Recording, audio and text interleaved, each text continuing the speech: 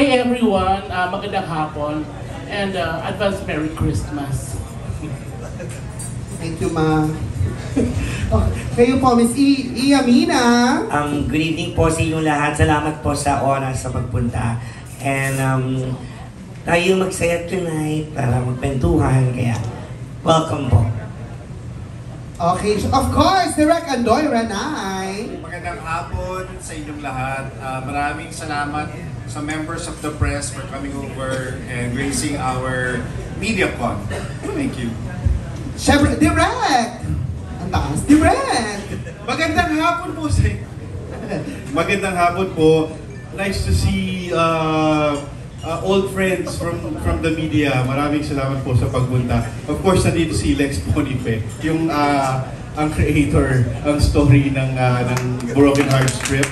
Kasama po natin si Lex Bonife. At saka ang writer si Archie Del Mundo. Ayan.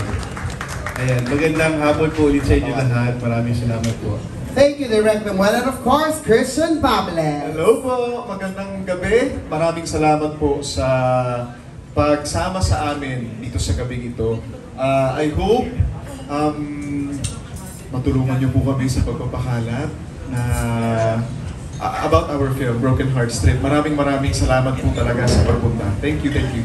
Thank you so much and maraming salamat. Of course, let's also acknowledge the presence of BMC Productions, Miss Jewel from BMC Productions in partnership with Smart Films, our VP for External Affairs. Thank you so much, Miss Jewel. And yes, ayan na, syempre, ako muna po magtatanong, siguro mabilisan lang, without spoiling anything. Magpakilala po siguro kayo kung ano ba yung character ninyo sa Broken Heartship. Syempre, napanood namin yung trailer, pero para mas ma-refresh kami kung sino-sino ba ang inyong mga characters sa Broken Heartship. Umpisa natin, Miss Petite. Yes, ako po si Mark sa pelikulang to na kung saan may anak na ipinaglalaban na medyo hirap sa buhay pero ganun pa man, diretso ang laban. I love it. Mukhang may pinaglalaban nga talaga siya. Okay, next, Miss Yamina, kayo po. Ako naman po si Bernie dito sa pelikula. Isang konteserang laging first runner-up. At never naging title. At ayun na may jowa na si Argel Saicon, ang aking live-in partner sa pelikulang to. At doon natatakbo yung kwento. Bakit, ayun, charot. Hindi. Thank you. Direk Andoy, kayo po. Ang role ko dito si Alex, isang advertising executive na naloko ng kanyang jowa. Nahuli niya. Yun, sakit. May narinig ako reaction, meron po mga nakahuli din dito recently? Wala naman. Okay, nice to meet you po. And of course, syempre, Christian, ikaw naman sino ka here? I'll be playing the character of Alfred. I'll be playing the character of Alfred. Host ako ng Broken Heart Strip. Ako ang tutulong sa ating mga contestants hanapin yung healing na hinahanap nila. Without me knowing na ako pala yung naghahanap ng healing na yun sa bandang huli. So, exciting. Okay. Now, thank you so much po. I hope mas nakilala natin at mas makikilala pa natin ang characters ng Broken Heart Strip. Kaya, simulan na natin. Ready na po ba kayo sa mga katanungan nila? yes. Ready. Wala rin naman po kayong choice. Kaya naman tawagin na natin ang unang magtatanong po from Random Republica, Ate Kate of the Heart. Shoot it. Go. Acapella po tayo yan. Hello? Ayan. Alright, go. Good evening. My first question is for Direk. Sa dami-dami po ng entries na inabangan yung huling nakapasok, ano po yung naging reaction nyo? Nasaan kayo mga panahon? Hindi po ako nanonood ng announcement. Sila Tiago hindi manood. Or nakalimutan ko, hindi talaga ako nanood. Sila ang panabayaan kong manood kasi ayokong matense. And I was having lunch with my parents sa Mauban, Quezon.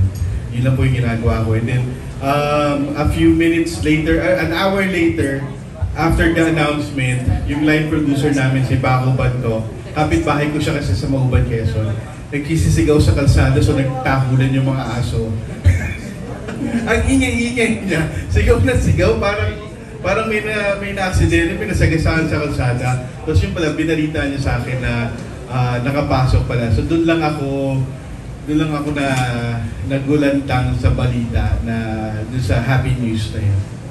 And nabasa ko naman yung story na i-feature niya iba-ibang lugar. May dahil dun sa show ni Broken Hearts Trip. Pero kayo po, personal level, lahat kayo, where do broken hearts go? Love mo. Where do broken hearts go? Kung saan ka... Ako kasi, when I got my heart broken, umuwi ako sa bahay namin. Kung saan ako komportable at kung saan ako alam ko na mahal ako unconditionally, na alam ko ako yung pipiliin. Kaya doon ako pumunta sa bahay namin. I love that. Ako?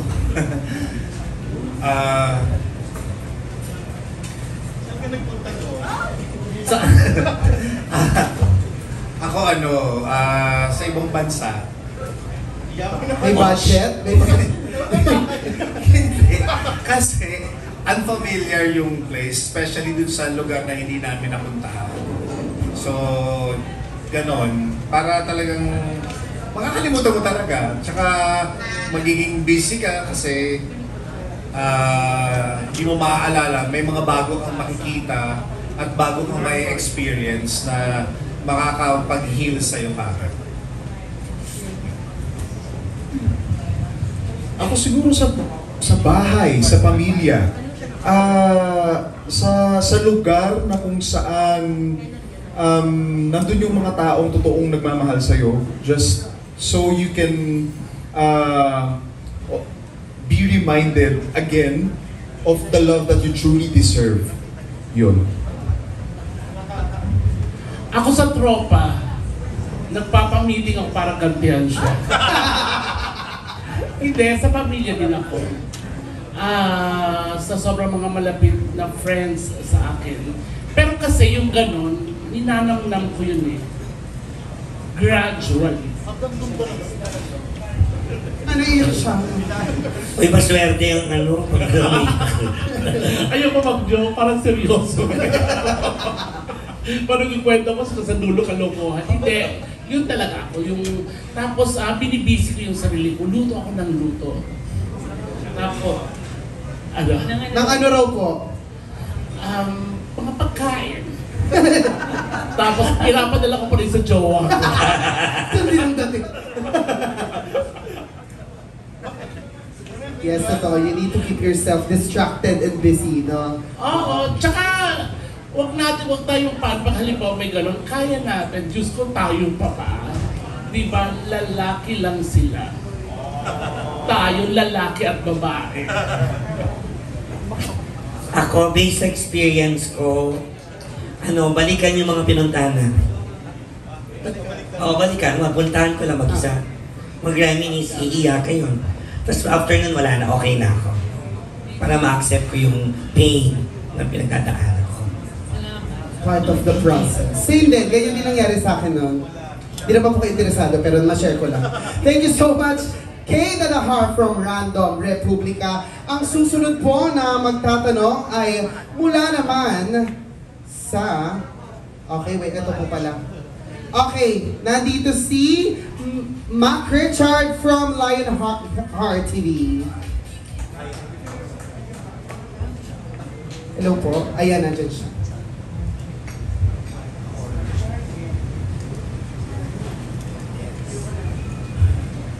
Hello, good afternoon. Congratulations sa pagpasok sa MMFF. So, ang question ko na lang, at least isa-isa sana makasagot. Ano sa palagay niyo yung meron dito sa movie na to na parang may makonsider siya na maging part ng MMFF 2020? Sino? Direct? Kung anong meron.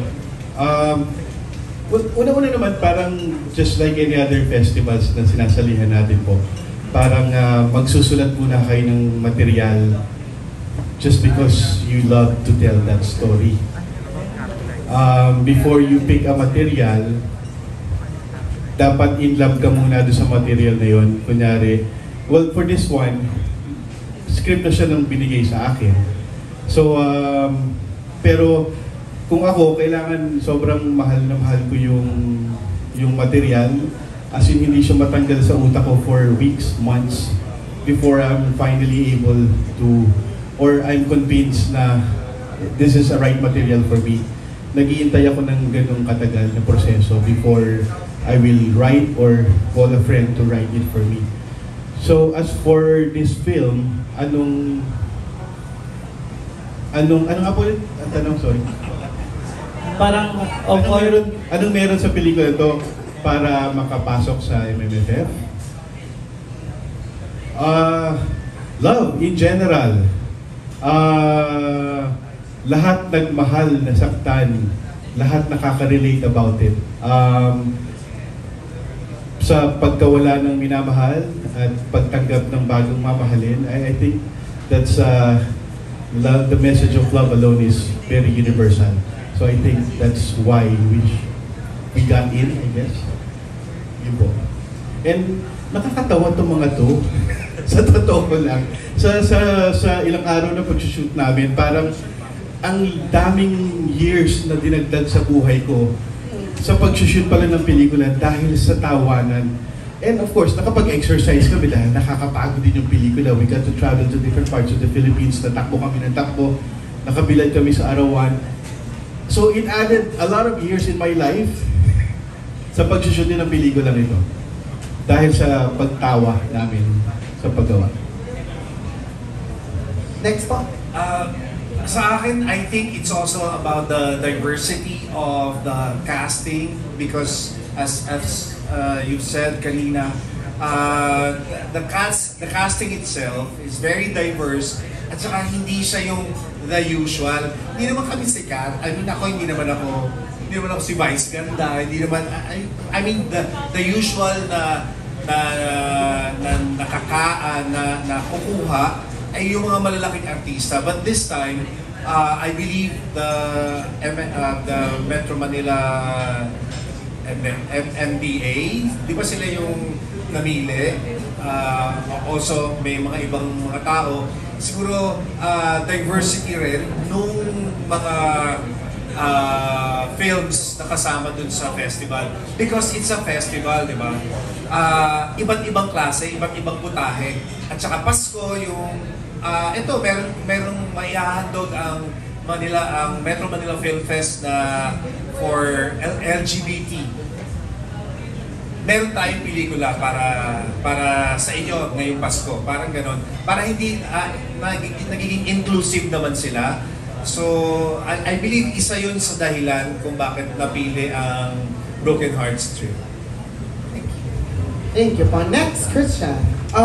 For me, well, nasabi na ni Direk Lem and ni Direk Andoy yung main points nung reason kung bakit siguro kami somehow nakapasok sa MMFF, but I guess bukod doon ay yung factor na yung factor na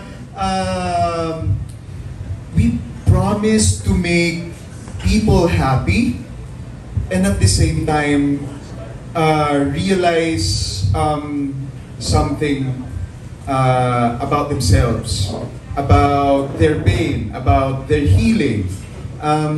Ayun. We hope maiparating namin yon sa mga manonood nitong MMFF 2023 entry namin na Broken Hearts Trip.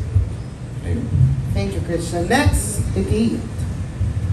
Ako siguro kaya nakapasok to, naniniwala ako, prayers.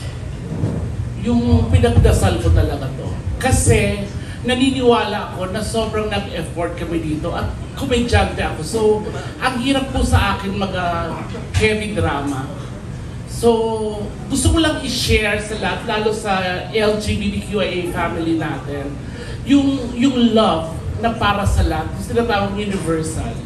At saka yung agam-agam na hanggang saan ba yung pagbabayad ng utang na loob. Pero dito sa movie to, may sagot. Kaya watch na lang po yung the whole movie. Ganda no? I second the motion. Charles. Kaya nakapasok po ito, yun nga po, tama po sinabi ni Direk, love talaga. Kasi December pa, lalong-lalo, tamang-tama, mag-spread ng love to everybody. And sharing itong story na to para sa lahat, hindi lang sa LGBTQIA+ community. Sa lahat, kasi lahat tayo nasasaktan at nag-heal. Ayun po. Salamat! Nice.